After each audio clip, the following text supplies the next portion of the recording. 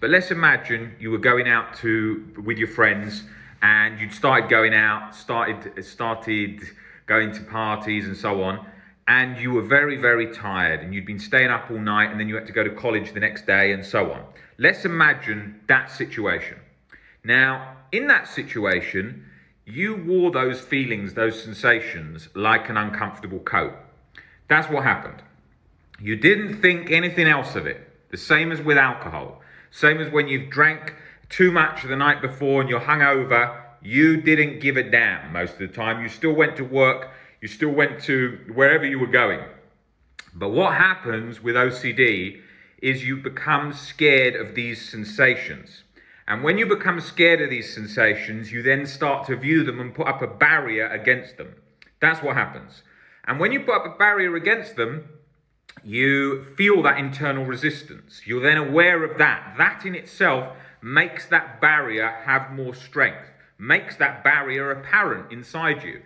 So, for example, if we're in quarantine at the moment, everyone is, and well, not everyone, depends where you are in the world, but when you come out of that quarantine, start living life again, you will notice little shifts in your thinking, like, oh, this feels very liberating, being able to go out at this time. This feels very liberating to be able to go out, to be able to do this that I wasn't able to do before. This feels more freeing and so on. And these kind of sensations will kick in and you will notice them. And that is very much the same with OCD. When you're free from it, when you're when it's died down for a bit, or when it's raised, all kinds of things.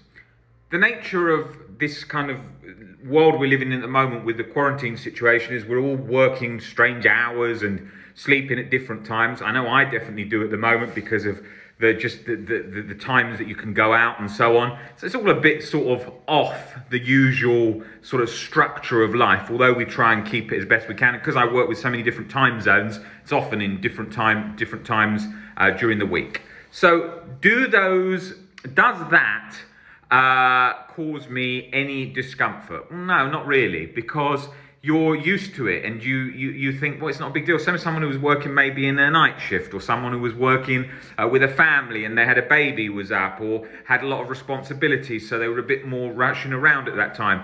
These things, these situations, we adapt to them. But when you've got OCD, you don't do that. You get into a habit of thinking, this sensation that I am feeling inside should not be there. This is wrong. This means that I'm broken. This means that I'm not going to get better. This means I'm stuck like that forever. And those kind of things, that kind of stuff, is what keeps us locked in that cycle, because we become so scared of this whole sort of sensation. Well, think of anxiety, what it feels like. It feels like a sort of electrical energy that's sort of built up. You feel it in your chest, you feel it in your head. You may feel like it's a sort of flock of buzzing, not a flock, but you will notice it like a kind of electronic buzzing, or sort of like bees all buzzing in your head. And it will feel like that. It might feel tightness in your chest, palpitations, all kinds of different things. That is the nature of how this thing works. That's how this thing feels. So that sensation can obviously be more encompassing in different areas of the body and so on. So you get used to feeling that and observing that like a hawk internally. So you're constantly thinking, is that there? That shouldn't be there. Has that level dropped? How does that level feel? Where am I feeling that physical sensation?